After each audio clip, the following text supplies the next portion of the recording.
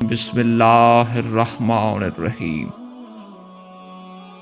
شروع اللہ کے بابرکت نام سے جو بڑا مہربان نہایت رحم والا ہے۔ میرے پیارے دوستو، آج کی اس ویڈیو میں آپ کو اس شخص کے بارے میں بتاؤں گا جس نے مسجد الحرام اور مسجد النبوی کو ڈیزائن کیا تھا۔ وہ شخص جس کا نام ڈاکٹر محمد کمال اسماعیل ہے، جو 1908 میں پیدا ہوئے اور 2008 کو وفات پائی۔ وہ پہلا انجینئر تھا جس نے حرمین شریفین کے توسیع منصوبے کی تعمیر اور عمل درآمد کے لیے اختیارات سنبھالے۔ اس نے شاہ فہد اور بن لادن کمپنی کے بار بار اصرار کے باوجود انجینئرنگ ڈیزائن اور آرکیٹیکچرل نگرانی کے لیے کسی قسم کا معاوضے لینے سے انکار کر دیا اور کہا، میں 2 مقدس مساجد کے کاموں کے لیے کیوں معاوضہ لوں اور قیامت کے دن اللہ تعالیٰ کا کیسے سامنا کروں گا۔ اس نے 44 سال کی عمر میں شادی کی اور اس کی بیوی نے بیٹا جنم دیا۔ اس کے بعد اس کی بیوی وفات پا گئی۔ اس کے بعد وہ مرتے دم تک عبادت الہی میں مصروف رہا۔ اس کی عمر 100 سال سے بھی زیادہ تھی اور دنیا اور میڈیا کی چکا چوند سے ہٹ کر گمنام رہ کر حرمین شریفین کی خدمت کرتا رہا۔ اس عظیم آدمی کی حرمین شریفین میں نصب کیے گئے پتھر، جسے سفید پتھر کہا جاتا ہے، اس کے حصول کی بھی بڑی دلچسپ کہانی ہے۔ یہ وہ پتھر ہے جو حرم مکی میں مطاف چھت اور باہر صحن میں لگا ہے۔ اس کی خصوصیت یہ ہے کہ گرمی کو جذب کر کے فرش کے سطح کو ٹھنڈا رکھتا ہے۔ یہ پتھر ایک ملک گریس میں اور ایک چھوٹے سے پہاڑ میں دستیاب تھا۔ وہ سفر کر کے گریس گئے اور حرم کے لیے کافی مقدار میں تقریباً آدھا پہاڑ خریدنے کا معاہدہ کیا۔ معاہدے پر دستخط کر کے وہ واپس مکہ لوٹنے اور سفید پتھر سٹاک میں آ گیا اور مکہ حرم میں پتھر کی تنصیب مکمل کرائی۔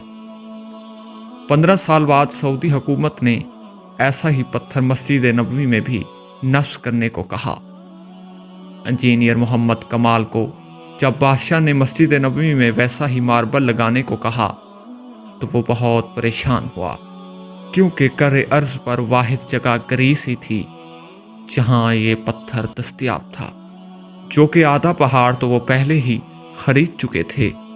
انجینئر محمد کمال بتاتے ہیں کہ وہ گریس میں ایسی کمپنی کے چیف ایگزیکٹو کے پاس گئے، اسے ملے اور ماربل کی بقایا مقدار جو بچ گئی تھی اس کے بارے میں پوچھا تو چیف صاحب نے بتایا، وہ ماربل تو ہم نے آپ کے جانے کے بعد بیچ دیا تھا، اب تو 15 سال ہو گئے ہیں۔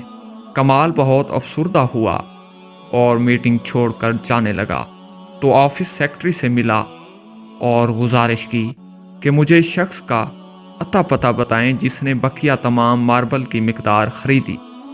اس کے بعد ڈاکٹر کمال سعودی عرب پہنچ گیا اور سیدھا اس کمپنی کے دفتر پہنچا اور ڈائریکٹر ایڈمن کو ملا اور پوچھا، کیا آپ نے اس ماربل کا کیا کیا جو گریس سے خریدا تھا؟ تو اس نے کہا، مجھے یاد نہیں۔ پھر اس نے سٹاک روم سے رابطہ کیا اور ان سے پوچھا کہ وہ سفید ماربل جو گریس سے منگوایا تھا کدھر ہے؟ تو انہوں نے کہا، وہ ساری مقدار موجود ہے اور اس کو بھی استعمال نہیں کیا گیا۔ تو کمال ایک بچے کی طرح رونے لگا اور کمپنی کے مالک کو پوری کہانی سنائی۔ اس نے کمپنی کے مالک کو بلینک چیک دیا اور کہا، اس میں جتنی رقم بھرنی ہے بھر لو اور ماربل کی تمام مقدار میرے حوالے کر دو۔ جب کمپنی کے مالک کو پتہ چلا کہ یہ تمام ماربل مسجد نبوی میں استعمال ہونا ہے تو اس نے کہا، میں 1 ریال بھی نہیں لوں گا، اللہ نے یہ ماربل مجھ سے خرید کرایا اور پھر میں بھول گیا۔ اس کا مطلب یہی تھا کہ یہ ماربل مسجد نبوی الشریف میں استعمال ہونا تھا۔